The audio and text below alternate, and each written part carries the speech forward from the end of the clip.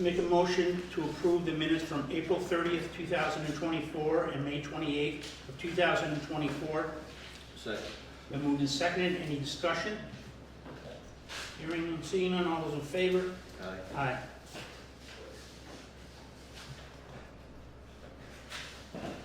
We have an update from Renatus on the camera. It's on the back here of the folder.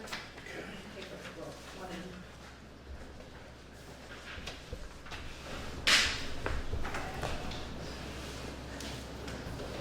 Does this cover everybody's concerns about where the cameras are going to be?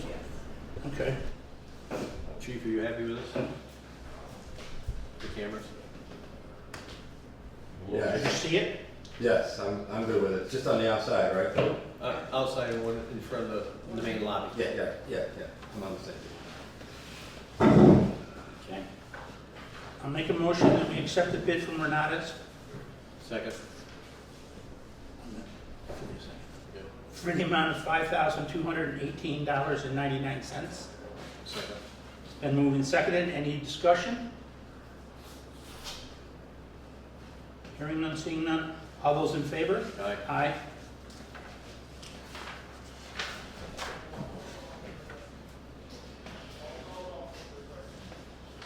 We have a presentation on the future of the fire department facility with Tom Irwin. Okay, good, thank you. I have handouts for everybody, and distribute for the town.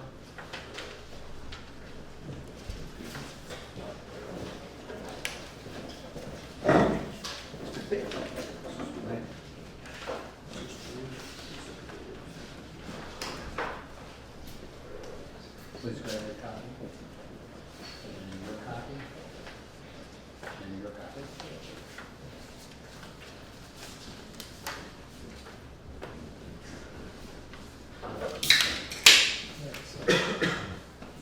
This is stuff you handed out the other night? Except the last page, that's been updated. Okay. That's what this is. I'm gonna take my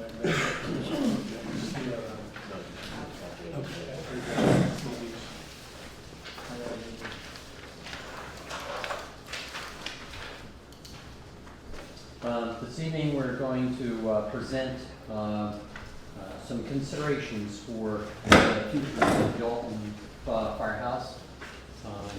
This is the result of discussion from the Citizens Advisory Board for the firehouse.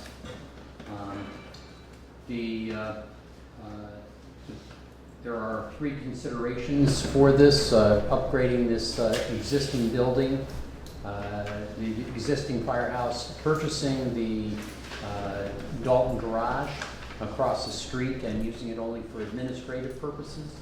And the third option is to not only purchase the Dalton garage, but also to extend it to the west with additional bays. And the proposal has 5 bays on it, but this is a concept, and it's thrown out for people to discuss it in terms of its space, in terms of its functionality, and in terms of its cost. This effort, we've taken it in a couple extra steps. The numbers that we're going to talk about this evening when it comes to the cost per square foot for construction were confirmed by a Boston engineering firm that specializes in making safety buildings. They are willing to come out here and actually do a peek at the Dalton garage, take a look at the stuff we're going to consider tonight, and tell us, give us feedback on that through a single-day visit at no cost. Okay. So I think that's pretty exceptional and noteworthy of them. Yeah, I agree.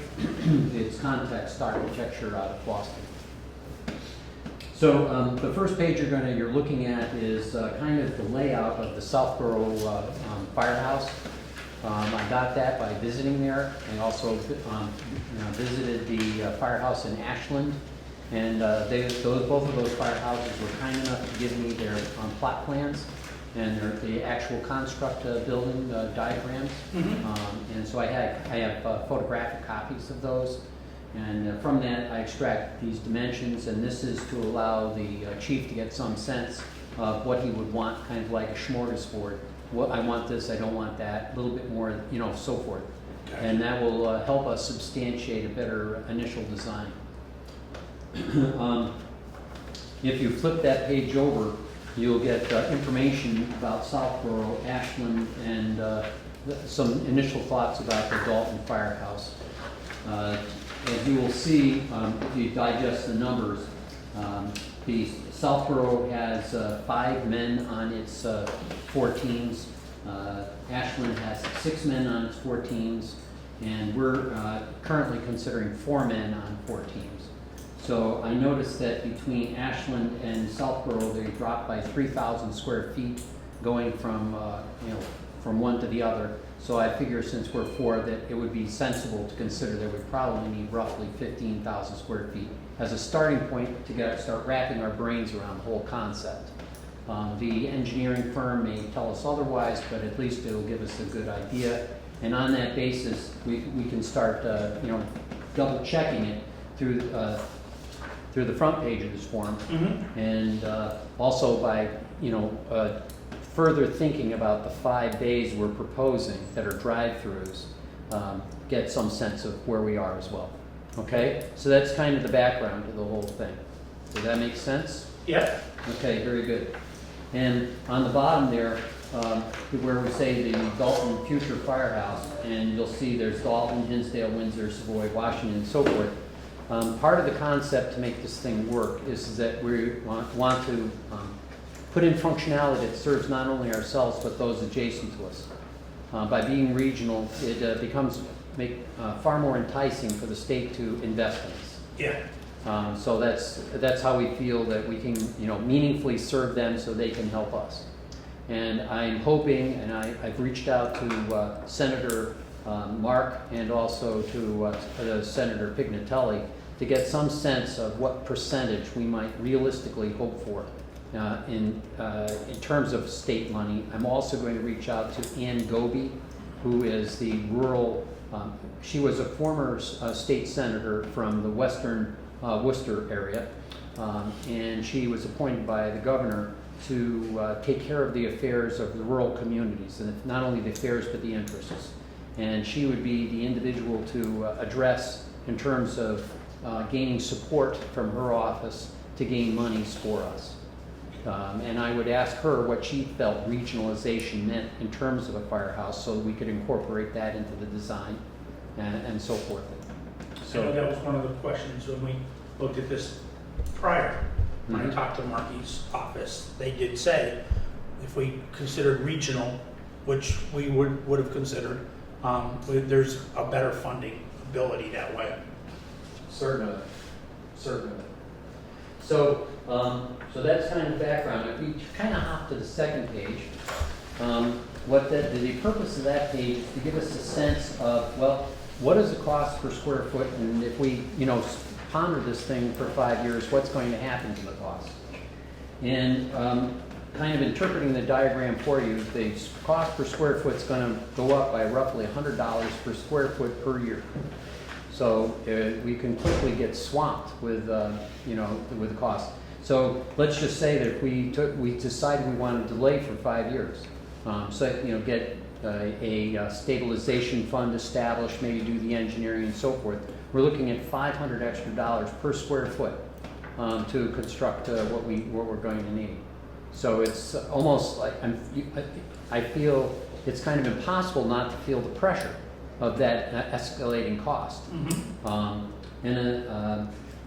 In fact, if you go to Boston, the cost is not $825 a square foot, it's $900 to $1,100 a square foot to do what we're trying to do.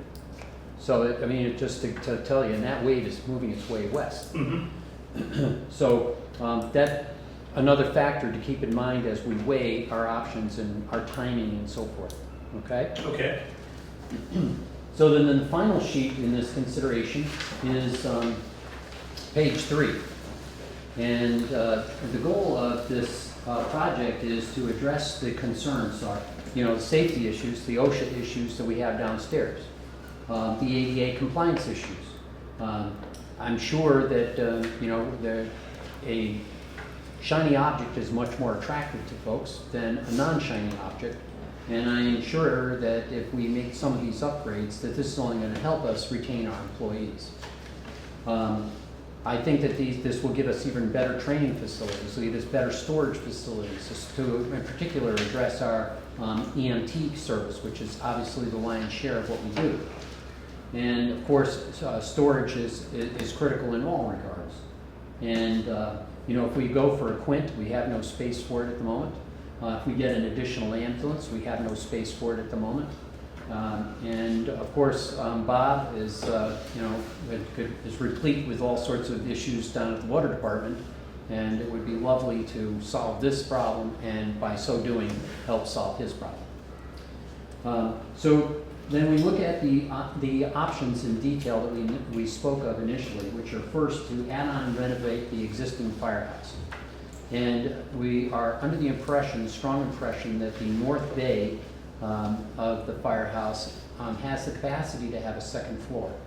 So that's the basis for the 1,320 square feet. I measured it off to basically create living quarters for folks. 5 dorm rooms, a couple of showers, and a little bit of storage. There's not enough room up there to really have a day room. You know, 3 chairs and you're finished. But it's a wonderful start, and it's a lot better than the sleeping conditions they've got right now. And that will allow for 4 lockers in each room, so that each shift has its own locker. They don't have to keep taking their stuff home. They don't have to share lockers. You know, they would go to the same room every night whenever they were here. The other issue here is that the administrative space within this building, the 2 floors, needs renovation. So I've thrown in a number here, and it's going to be $825 because it's new. It should be. No, it is. It's $900 a square. $825 to build that new thing. $900 to do what we have here. I would anticipate that probably would provide us some adjustments to the building so that we're more climate ready as well. But that would come in at $3.2 million. The overall project to renovate here would be approximately $4.25 million. And then, of course, as noted, that there are several needs that it does not address. Then the second option is just, as we discussed, expanding the administrative capacity by purchasing the Dalton garage. And we can take a look at that in isolation, and we see that it's roughly $12 million for $12,800,000 for 13,200 square feet. It's more administrative space than I think we really need. I think that the amount of administrative space is like 8,000 square feet tops. Mm-hmm. That would include gyms and training space and all that kind of stuff. But nonetheless, that kind of gives us a little bit of feel there. And then the third option is where we go and fully overhaul the Dalton garage, renovating it, and also adding on bays going west toward the cemetery. And there would be 5 drive-through bays. And the property is large enough that when you add the 5 bays, you're approximately 5 to 10 feet this side of the trees that are existing there. Okay. So that would leave that last between there and the cemetery as parking area. And that serves not only us, but it will be a delight to the stationery factory because they're in need of additional parking as well. So what you're saying is the last 2 lots would be just parking? No, the last lot would be Oh, the parking. last lot, okay. We'll eat what is currently parking, we'll eat that with the bays. Okay, gotcha. But we should have not only enough parking for us, but also more than enough to share it with the folks at the stationery factory, which is one of their big needs. So that's a scoop. And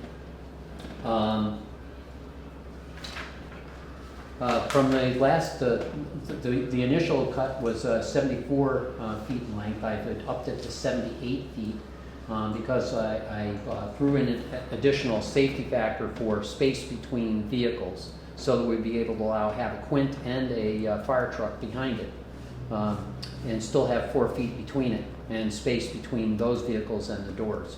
So it would be more functional. So it kind of includes all of that. And as I mentioned, these, when we get to the dollar number, or the payback periods and so forth on the reverse page, I did speak with Unibank in regard to what our municipal interest rate would be, and the current rate is 4.5%. And that takes into consideration all sorts of fees and extraneous stuff at the recommendation of our Unibank contact in terms of what the interest rate would ultimately be. I think the initial start-off number is 3.85, but or actually for 30 years it's 4.05, but it gets grossed up to 4.5. But that takes care of everything for us. And amazingly as well, that individual says, hey, I live close enough, if guys want to talk about this, just let me know what the meeting is. I'll come on out and talk to you guys about this stuff as well. So I think that's pretty impressive. I've run across some pretty amazing folks in support of what we're trying to do.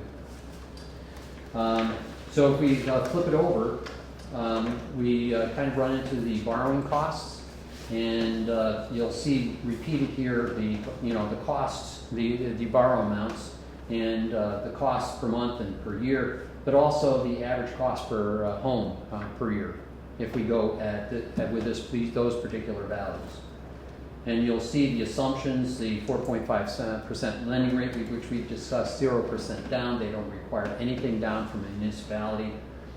We do qualify at this point for a 30-year bond rather than a 20. That will decrease the annual payments, of course, and that's basically the scoop. When I looked at the state grant concept, I was looking at what can we do to these initial costs. This is the raw costs. What can we do to bring these numbers down to make less of a burden for the people in Dalton? And there are really 2 or 3 avenues. One, as kind of pulling a lot of the random things we've discussed along the way together, we can not renovate all 13,200 square feet. We can put some of that off to a late rainy day when we probably need it more. Mm-hmm. And we probably can save somewhere in the neighborhood of $3 million for that. Okay. Second thing we can do is we can go out to the state and federal government and see what monies might be available. And I don't think it's probably going to come in, this little bundle here and that little bundle there and this larger bundle over here. We may be lucky enough to be able to collage 2, 3, or 4 things together to bring some substantial help to the building. And then, of course, there's the potential that we may be able to get some income flow from the ambulance service, so that decreases the burden that the taxpayers have to deal with directly. And so that's where we are at the moment. And by the way, I also put vehicle lengths in here, so if people are sitting there going, okay, so if we got 78 feet, how can we stack the vehicles in the bays? Those are actual measurements that are done on the vehicle, so that you can, play, as we used to call it, paper dolls, and figure out how you're going to put the building together. But this is where we are with our concept. We're hoping tonight that this seems solid enough that not that you're going to say, yep, I want to buy it, but rather that you'd say, I think it's worthy of more homework. I definitely think it's worthy of more homework. I mean, it's not going to get cheaper. The longer we wait, the more expensive it's going to be. I think we need to move along and look a little deeper into this. I mean, our initial hesitation when this first came up was that we still have, and I still don't think we have, what we were looking for is how much available free cash we might have that we could put into the project to move along with the simple things like engineering, redesign, and things like that. I'm hoping that we'll have that soon from them. Yeah. So that was the one thing that was holding us back from jumping on this earlier. I would really love to see the company come up and do a walkthrough with us on that building to see what their assessment is of it, and then meet with the banker and find out, what our financial options would be and how much where we take it from. And the only thing that worries me more than anything else is watching what's going on in Williamstown. I mean, they put $15 million away for that new building. The lowest price they got was 18. So, they're trying now to go out and get just somebody they'll oversee the construction, so they can cut their costs without having to have a company in there. And again, it was one of the things where they were sitting on, trying to get this off the ground, and they got it off the ground, and then things exploded. And, all of a sudden, they're looking at $3 to $4 million more in higher costs than even the engineering firms had put in. But they also got $5 million from Williams College, which might soften that up a little bit. But it's not going to get done if we don't move forward, and I think we should move forward, and I think we should move forward with those two people. And then, again, looking at this, start figuring out what the feel is of what we need. Like you said, on the first page, we can go through and figure out what we need for room in there. Then we got something to say. Well, we'd like to get this much space out of this area, or this much space out of that area, so we can get our questions answered. Great. And we'll have an opportunity to also get some initial feel from the state as to their level of interest in their needs of us. Yes. When it comes to potentially giving us some financial support. Well, hopefully they'll feel like they should give us some financial support. And if we sweeten the pot enough with enough regionality, especially for the small towns that Yep. really don't have the capacity to have what we can offer, I think that they're going to definitely be very, very interested. We also want to have a walkthrough and a letter from the fire department to the current owners, so that we will predate their engagement with the realtors on that property, so that the current owners won't have to pay the real estate percentage. So you want to look at an outline date that we can target to go ahead? It's not so much, it's an intent.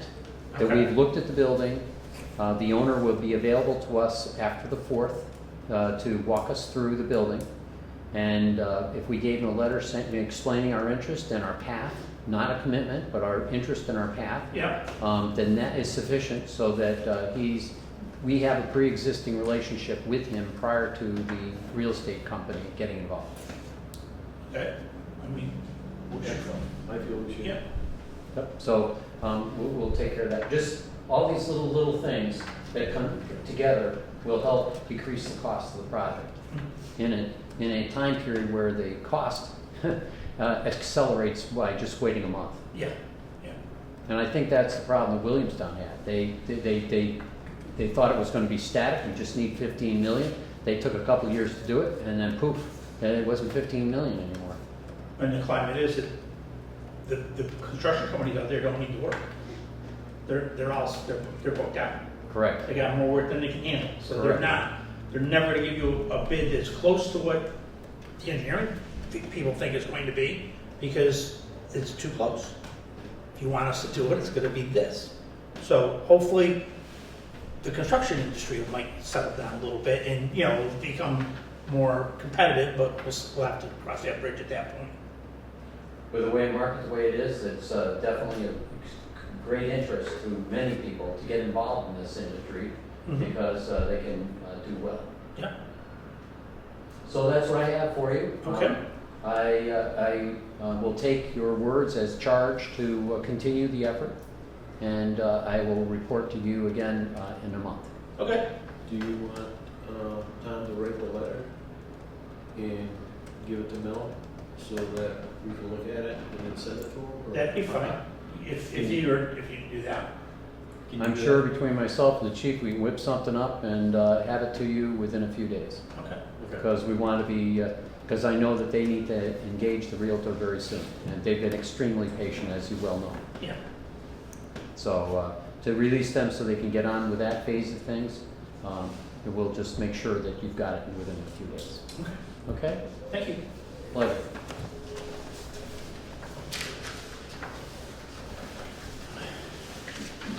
Chief?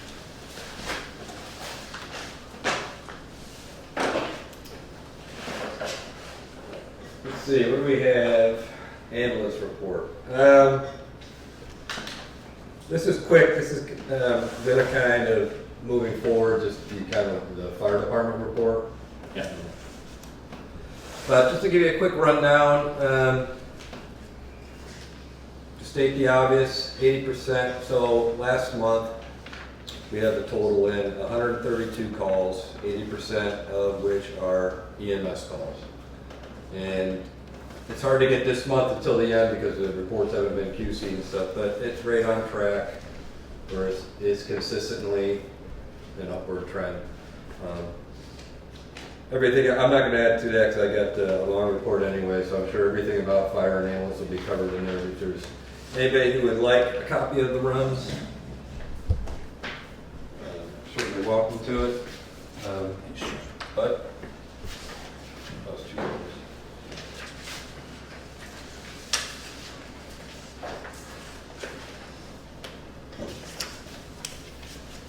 Anybody else?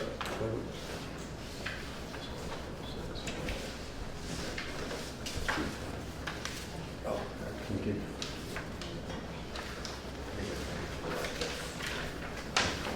Chris.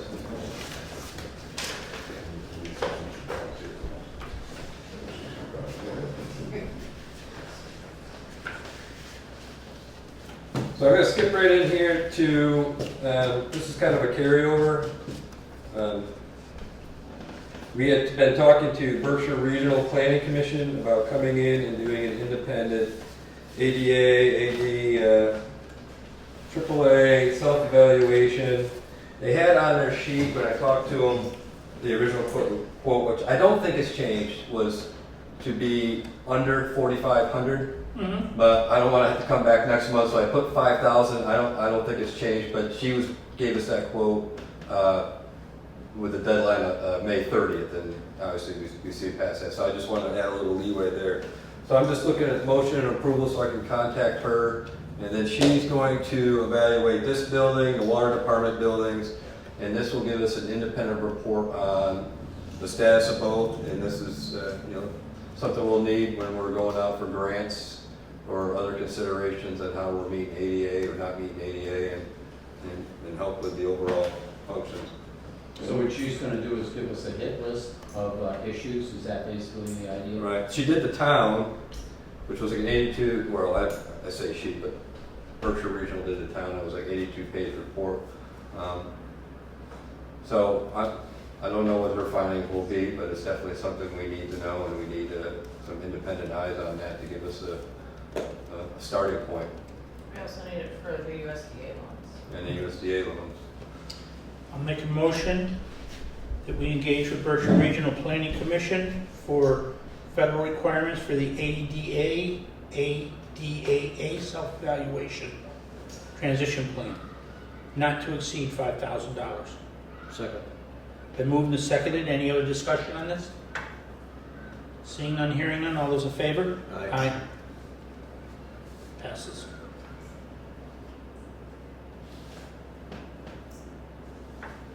The next item is the fiscal year 2022 Student Awareness of Fire Education, commonly known as SAFE, and Senior SAFE, which are public programs that we received grant funding from the state.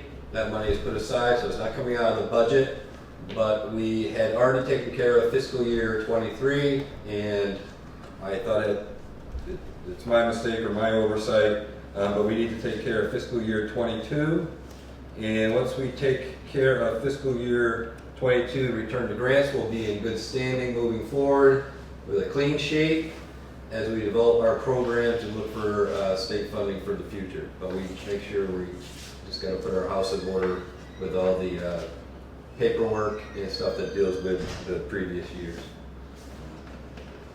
I make a motion that we return $7,730 to the state of Massachusetts for Education Safe and Senior Safe grants. Second. I moved and seconded. Any other discussion? Hearing none, seeing none. All those in favor? Aye. I'll just put a little asterisk there and say that once Bill and I work here and I typed a letter, which would be easy because we already did it with the previous one. Everything with the Dalton Fire District, federal, state, is in good order. Okay, great.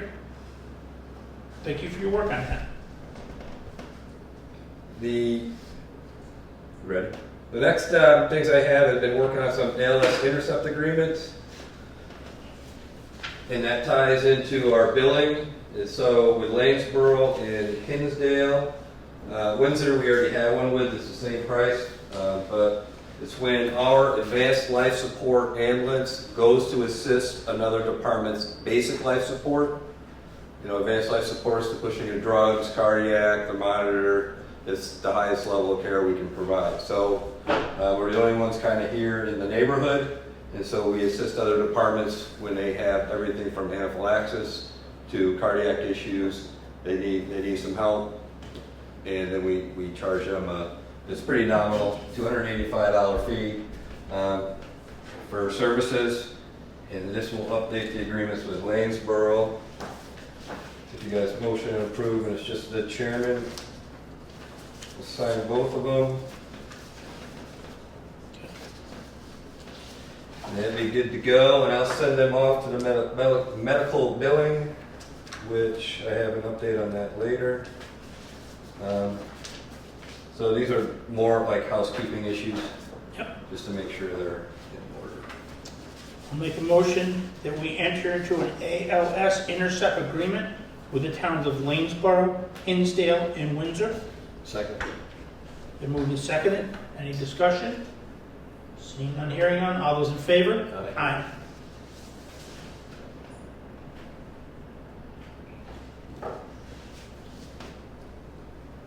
Next on the list is some employment agreements. As promised at our workshops to the public, our public meetings, we are hiring 2 fine, outstanding on-call young men of the Dalton Fire Department coming over to full-time. Coming out full-time, they have some criteria that they need to meet, and that is enrolling and passing the Massachusetts State Fire Academy, enrolling and passing the National Registry for EMT, and a minimum of 3 years, because we are investing in our individuals. So these are 3-year employment contracts with the stipulations that in order to stay employed, they need to pass fire school and EMT school. Okay. Make a motion that we accept the employee new hire agreement for 2 new hires coming from on-call volunteers, 2 full-time firefighters. Second. Been moved and seconded. Any discussion? What does that bring the total of full-time firefighters to in our department? Well, what it'll do is there'll be 2 full-time 24-hour shifts. These 2 individuals are just going to be on 12-hour days. So during the peak hours, when the runs have been the highest during those peak hours, so on 12-hour shifts, and on Wednesday they split at 6 and 6. So the normal schedule for what we consider shift, when we think about the 24-hour rotation, comes out to 42 hours, but they're going to be doing their 42 hours during the peak hours, so that gives us a 3rd person to help out, an extra set of hands during the peak run times. Thank you. Charlotte? What's the time frame? Do they have like 3 years of their contract to get their certifications, or can you give them a specific time frame? Fire school is 9 months, and then the difficulty with EMT school, as you know, 18 months. But it's written in there with extenuating circumstances. There's just some things that are outside of control. But that was the base of it. In fact, Melanie's been helping out, and some of the other full-time firemen have been helping out get their packages done so they can get in the October Fire Academy. Any other questions? Seeing none, hearing none. All those in favor? Aye.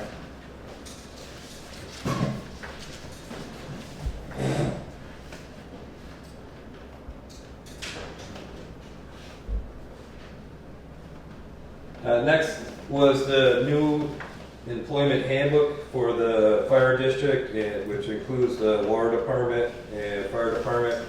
The last time we met, I agreed to go back through the document and make it universal where it covers both departments as a an umbrella of the fire district employee handbook. I've gotten some feedback. I'll try to make those adjustments. I'm not sure where the board wants to go with it tonight, if you want to have some discussion on it. I have copies, if anybody would like a copy. Just doesn't have the cover on it. I'm all set. Thank you, Jim.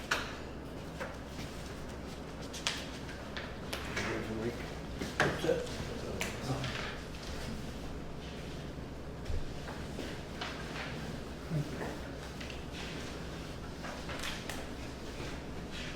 Anybody? It's the last one, the price just went up.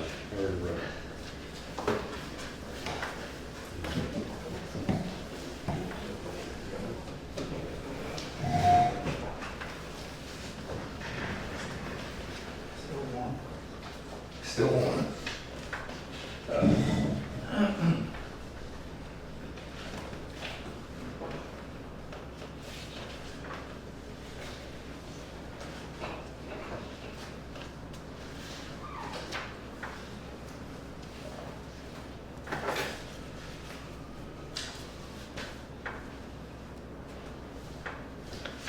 You read any of this yet? I read some of it. Can we start this in July and then, pass on next month? I talked to Chief, and what I'd like to do is have a meeting, give you guys the weekend to get through this. Or? Oh, okay. Have a meeting next week and approve it retro to July 1st. Okay. Board's decided we're going to, now that we have hard copies of this, to schedule a meeting for next week, where we will sit down and, once we have been able to go through the copies, with anything that we want adjusted or eliminated or put in, we will then vote on this next week and then retro this into effect from July 1st of 2024.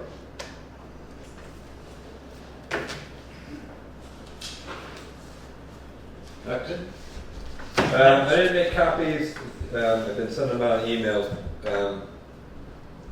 So what's going to be nice, if you haven't seen, I know iBerkshire's has seen because they've been kind enough to do a story. We have a new website, DaltonFireDistrict.org. Plug that in for the camera. So with the handbook and these policies, I didn't make sure policies, but maybe you want to put it in the same category as the handbook. I can send them out again to review. But what's going to be nice is that on the website, instead of having these all over the place, there's actually an employee section. And so the handbook and the policies, as we develop and approve them, now have a home to go to where they can be accessed by the public and they can be accessed by any employee anywhere you have an internet signal. So I thought that would be a nice way of keeping it all in track. And of course, we have some hard copies around, but as we go through, that would slide over there. I know you're talking about being in July, so some of these that I'm working on, some of these policies that I'm working on,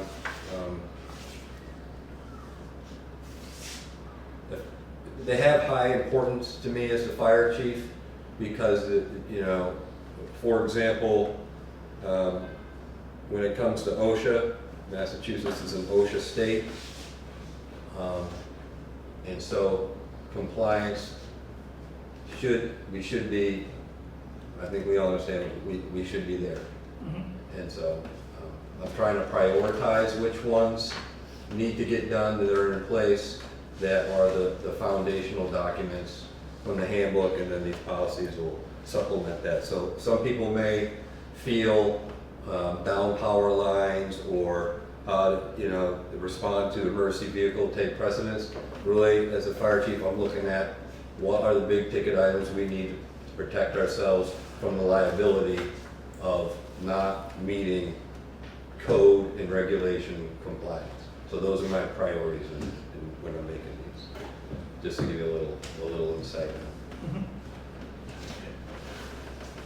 I'm good to make a motion and approve policies 100 through 108. I've read them. I didn't see anything that I threw up a flag or was concerned about. I think they were solid. Do you want to pass this tonight? Because I'm good with making a Yeah, motion. I'm fine with passing one. Okay. 100 through 108, or and if you want to do 800. 800, yes, yeah. The sooner they're passed, the sooner they go up from this file cabinet to the other file cabinet, where I put more concentration in the newer ones than revisions. Make a motion that we accept the new employee policies 100 through 108 and 800 OSHA respirator. Second? Been moved and seconded. Any discussion? Seeing none, hearing none. All those in favor? Aye. Okay. All right, other fire department business. These should be relatively quick. I researched the region, collected all the information I could, took a look at what we've been doing for billing for ambulance service, updated it so we are competitive with other people providing that service. Spoke with them. Melanie's been a great help, so we've coordinated back and forth. Those new fee rates are going to begin July 1st. Hopefully that's going to, honestly that should, in all practical sense, recover more fees for the ambulance. There's always a misnomer out there that it makes money. That's completely false. It doesn't make money. We're a government. We recoup fees. We don't We don't make money. We don't make money. We don't make the profit. So between the agreements, the ambulance, and there's still some other meetings out there. I met with Pistol today. In other areas, we're just working on getting that whole EMS program up to speed. So that should help. Pump and ladder testing is complete. I got all the paperwork. So all the trucks passed. Pumps and ladders are good to go. They're going to be scheduling a date. We're going to be scheduling a date. They'll come back and we'll test all the hose, and it's been a little bit, so we'll have everything, trucks, pumps, ladders, hose, up to date. But pumps and ladders are good. How frequently does that testing have to be done? It's supposed to be done annually. Thank you. Rescue motor vehicles, there was a red light permit of a previous employee member that has been revoked, and we have notified the police department, just so everybody on the board was aware. The beautification commission, we're helping them out with watering, but we haven't had to do much work because nature's been helping out more than we have. With the rain here lately. Not on here, but I'll just add 2 cents. The training site with the Conex boxes, all cleaned up, power washed, and the assistant chief and I and the deputy chief will be able to start some training down there now that it's all good to go, all cleaned up. So kudos to everybody who got that done. Paperwork for the 4th of July parade came in today or yesterday. Yeah, it's not on the agenda, but I figured I'm here and I have everybody's attention. So the parade's coming up, which will be good. And I have one last topic that's not on there. It's just a letter and everybody can have it. It has to deal with user fees. I've been researching different and innovative ways that we can use our user fees that come in from the ambulance or permit fees. And you can put it on the agenda next month. But it allows us some flexibility that I think a lot of times is escaped underneath the radar and how we can utilize these. And one of the biggest things is that if we want to use some of the user fees towards improving operations, we can do that. And the other part of that is if we consider underneath Mass General Law 53.5, if it's written into the bylaws, then that even gives us more flexibility, not going back into the town where all those fees that come in go into a general pot that the board can decide and the fire can decide how we're going to use those, whether it goes back towards the approved budget in May, goes towards operational stuff, gives us some flexibility, and you may say to yourself, well, what do we do if we don't use them? Boom, they go to free cash. So, 4-page, that's the summary. Anybody want to start? Yeah.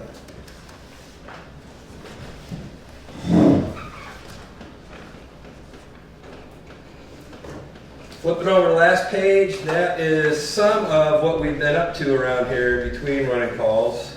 Meetings, associations, sites cleanups, rodeos, public outreach, community meetings, and everybody who's involved in that. A lot of people in this room involved in that, and not enough thanks can I give to their time and their input in helping move the organization forward. And it is very much appreciated, and I hope you just keep on rolling. If there's any questions on any of those, I can go into them further. If you read the list and there's one that catches your fancy. What was the discussion in Lennox Town Hall with the EMS? How'd that go? That is just ongoing discussion with Smitty about, speaking about regionalization, talking about how people can work together.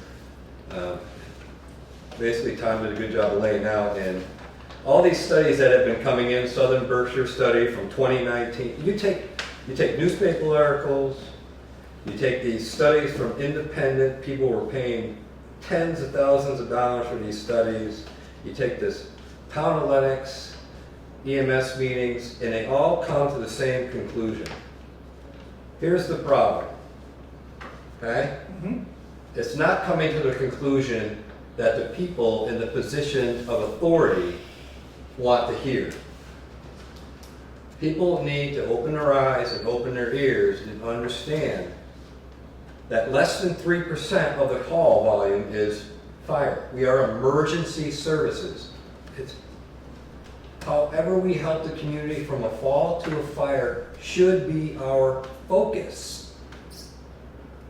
Should be our focus. And I get frustrated. I met with the mayor today of Pittsfield and some of these private ambulance services. Fire EMS or EMS fire, no matter which one you put first, it doesn't matter. The focus should be on the community. That's why I'm a firm believer that the best service that can be provided is a government-run nonprofit where even if you are recovering Medicare or Medicaid or private insurance funds, you're putting it back into the community where it best serves the public, not into the private pocket of a business. And I don't have any problem with these businesses, but government exists for people to get together and do things that they can't do on their own. And there's a cost to that. And I know everybody in this room understands how I feel about it. But sometimes those are tough conversations with our neighbors. And working together is the way to best provide that service. And oddly enough, change is what makes security. If you fail to change, you will die out. You will become irrelevant. And anyway, I get on the whole soapbox that you can hear me go. I won't turn, like I did the Democrat meeting, I turned 15 minutes into an hour. So I'll stop. But I feel very passionately about it. I feel very good as a fire district. We are ahead of the game in a lot of those avenues. From the commissioners to the on-call to the paid. Everybody's a team here. Fire EMS. What can we do to help the community? From water and flowers to helping you at home. Yep. That's what we're here to do. I agree. All set? I don't know, was anybody going to ask me a question? No, I was afraid to. No. What do you have to say about this? I think I ran out of stuff. Move on to water. All right. All the backflow tests have been completed. We finished flushing all the hydrants. We repaired the hydrant on Orchard Road across from the Mass Highway Garage.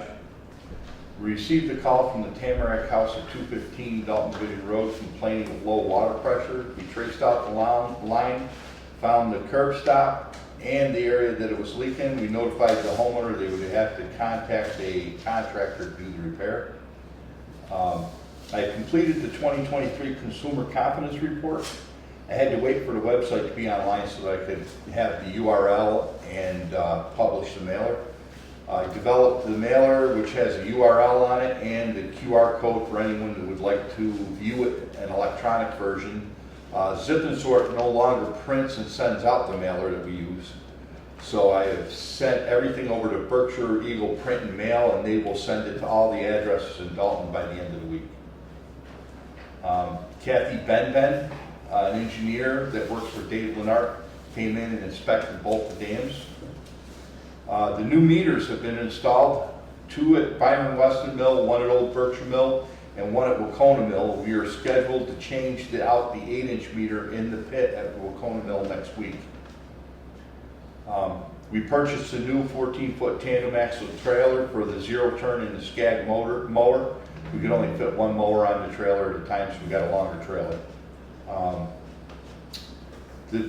We hired 2 new employees, Nathan Brown as a full-time employee and Charlie Wendell as a summer help employee. The 2 new employees have been working hard. Both the dams have been weed whacked, and the fence around the filter plant has been weed whacked inside and out. We had a water leak on the dead end of High Street. Turned out to be a broken service line at the court. While trying to shut down the main on High Street, the valve at the intersection of North Street started to leak. We will be repairing the valve sometime this month. I have attended the basic cybersecurity awareness class, and we had a water leak on Charles Street today. The plastic 1.5-inch line had a pinhole in it. Good amount of water was running down the road, but we fixed that. And that's it. Any questions for Bob?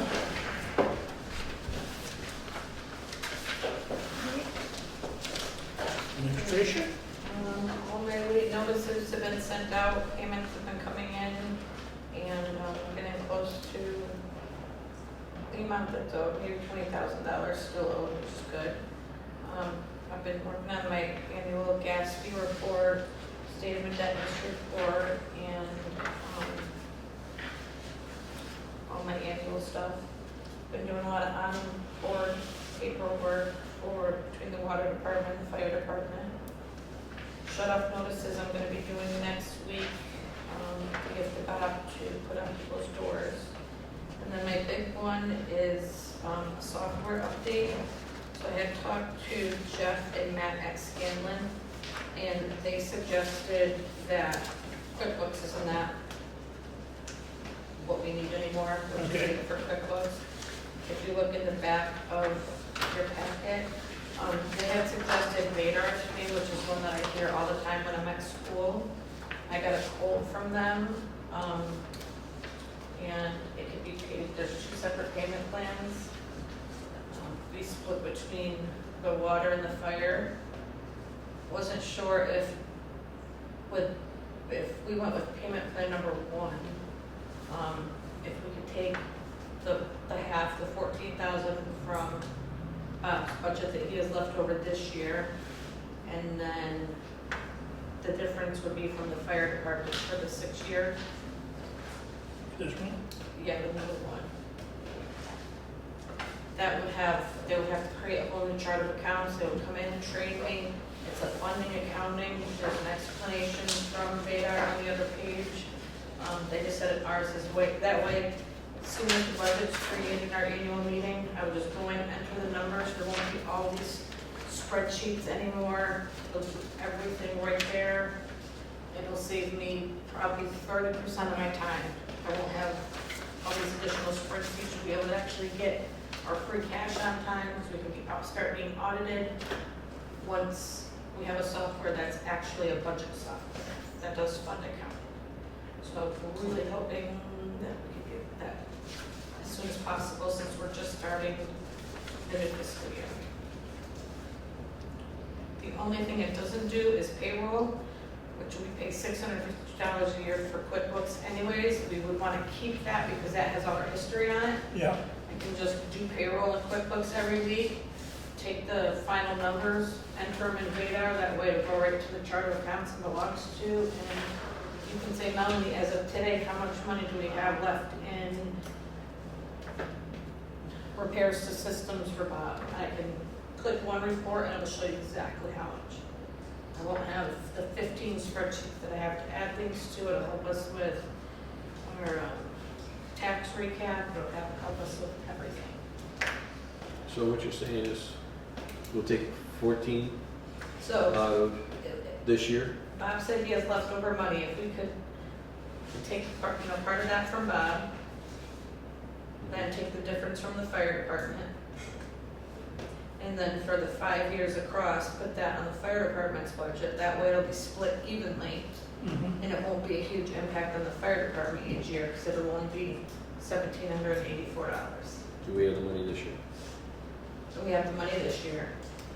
And then Bob would have, he has his part of the half left over on his budget from this year. Correct, Bob? So after the 5 years is up, all it would be was $1,990 support cost a year, just if I have any questions. I know the town used Vadar, and I believe there's 130 different towns and districts in Massachusetts that use Vadar. Is it a subscription service or it's an outright purchase of the software? It's a purchase of the software. And it comes with all the updates. Yeah, right here, it shows you, I know it's really small, Jim, I'm sorry, I tried to print it bigger, but, it has all the updates, everything it has, the consulting where they would come in and they'd create a whole new chart of accounts for us, fund accounting style, it's called UMIS, which is what everybody uses except for me. It would just make my life a lot easier and free up a lot of time where I'm not taking QuickBooks numbers and putting them on spreadsheets all the time. If we approve this, when's it start and how long does it take? They said it could take 2 to 3 months, but there is a consulting company around here that can come in and help me take, if we already started the first 2 months in QuickBooks, they could help me transfer that information into Vadar. So it would be a whole year of Vadar come FY25.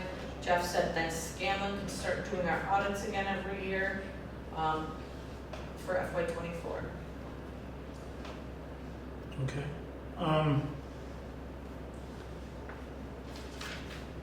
I thought it would be like $50,000. I was surprised at the price. But they said because we're a lot smaller than, Boston and a lot of the bigger towns that they handle.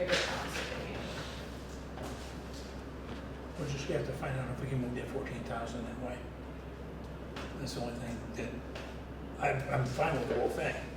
So if he has it left in his, If he has it left and it's not encumbered, then it has to go back in the general ledger, so he'd have to encumber it.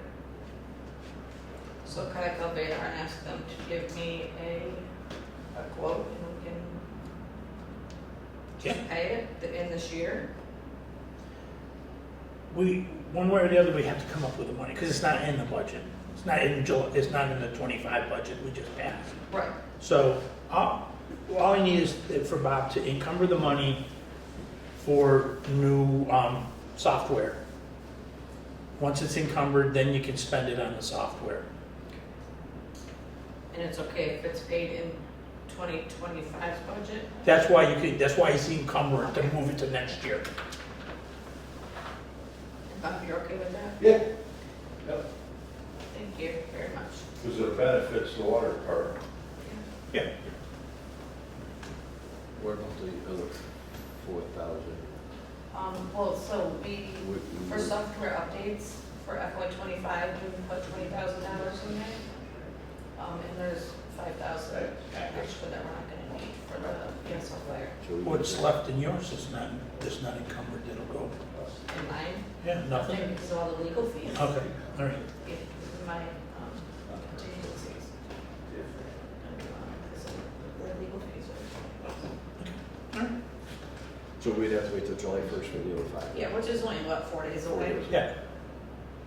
Okay, Do you need a motion? yes. I make a motion that the district invest in the Vadar system for typing software. Second. I need to put a price in there. You need to put the price in there. Okay. It's been moved and second. Any discussion? Just have one question, does that new building for the fire department and water department, New billing? building, Will it do the billing? yeah, No, we will still use CUSI for the water billing. This is just an accounting software, because the one that we have isn't fund accounting like for a municipality. with the fire department, when they do their billing for the medical calls? Will it jive with that? Chief? We No. have- We outsource our It's a medical. third-party medical billing. Yeah. Yeah. Any other questions? Seeing none, hearing none? All those in favor? Aye. Thank you, I could try. Any other business? Charlotte? Yeah, I just, want to put a word in for, possibly looking at and rewriting the bylaws. I think it's obviously come up in the letter that Chief mentioned today, but also we've just changed so much, as you well know, over the past, decade or so. And I think we could stand an up-to-date set of bylaws. So just want to, put a bug in your ear about that. That's it. I think it's a good idea. Then we should sit Jim, down and look at the bylaws. there was a request to have it put onto an agenda from I sent to you. About revised review and revision of the bylaws. Okay. But didn't make the agenda? The agenda. Okay. Can we make the July meeting? Can it make the July meeting? If, you were talking about first week for the handbook, is that something that could be added? It could be added. Would that work? Yeah, I mean, it's just going to be a basic discussion about what we have for bylaws and what we need to do. We need Okay. to set up a group that's going to sit and discuss it. Okay. I believe I sent copies to all of the commissioners and the prudential members and the chief. And I sent it to you too, if I want.